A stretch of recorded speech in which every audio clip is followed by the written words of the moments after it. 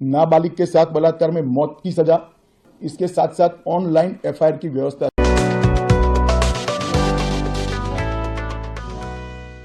गृह मंत्री अमित शाह का बड़ा फैसला, 35 कानून में किए गए हैं बड़े बदलाव।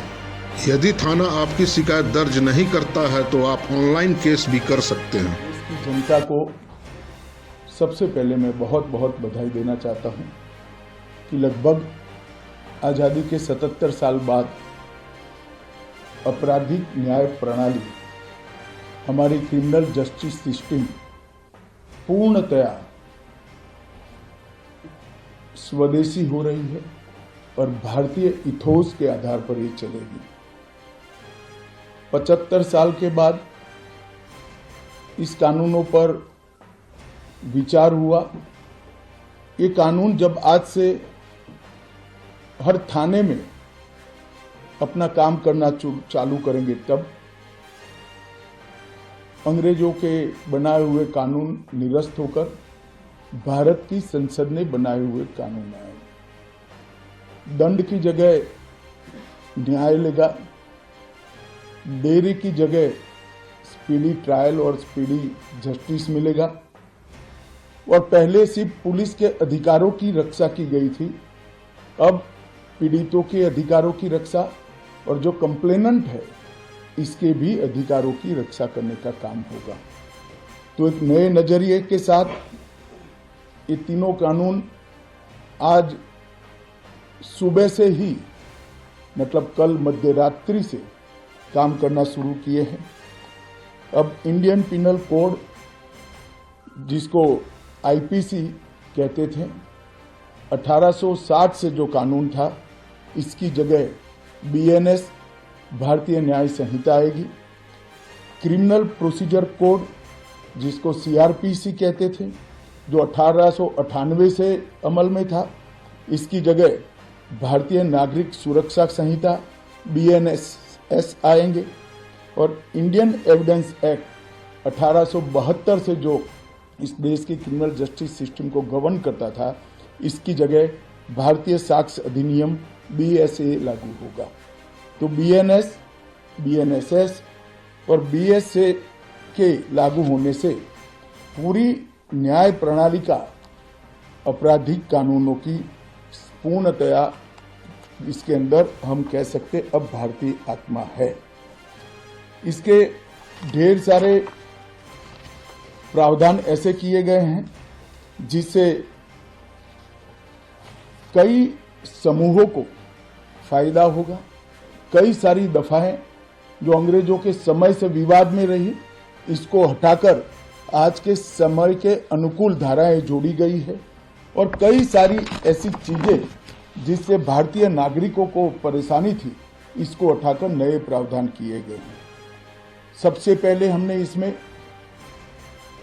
हमारे संविधान के स्पिरिट के तहत दफाओं की और चैप्टर्स की प्रायोरिटी तय की है।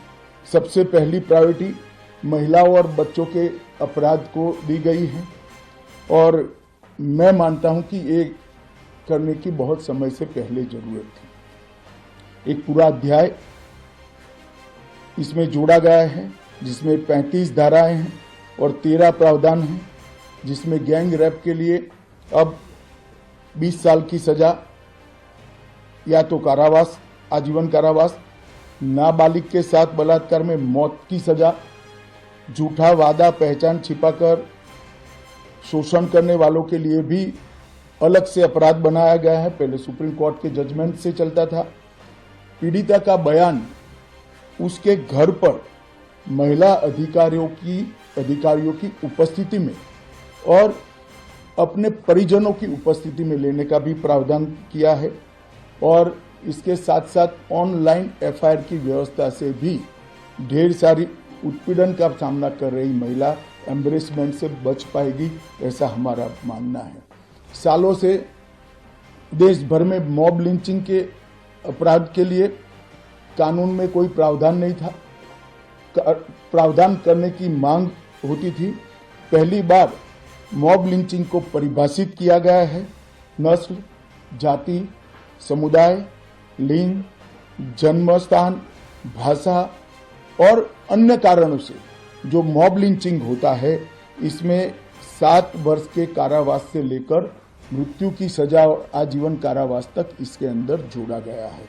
तो एक बहुत बड़े समय से जो मांग थी वो पूरी होने जा रही है। रात 2 एक ऐसा कानून था जो अंग्रेजों ने अपने शासन की रक्षा के लिए बनाया, चाहे महात्मा गांधी हो, चाहे तिलक महाराज हो, चाहे सरदार पटेल हो, सभी लोग यही कानून के तहत 6-6 साल की सजा काटे थे। इसी कानून के तहत केसरी पर प्रतिबंध लगाया गया था। वो अपने राज्य की सुरक्षा के लिए अंग्रेजों ने बनाया हुआ कानून था। राजद्रोह को हमने जड़ से समाप्त कर दिया है और देश विरोधी हरकतों के लिए नई धारा लेकर आए हैं। पहले सरकार के खिलाफ स्टेटमेंट देना गुनाह था, अब भारत की एकता और अखंडता को क्षतिग्रस्त करने के लिए ये कानून अमल में आएगा।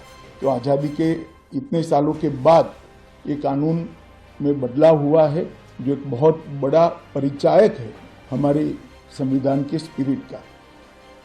मैं आप सभी के सामने बड़े विश्वास के साथ कहता हूं कि ये तीनों कानूनों के पूर्ण स्पिरिट के साथ देश भर में लागू होने के बाद ये कानून सबसे आधुनिक न्याय प्रणाली का सर्जन करेंगे।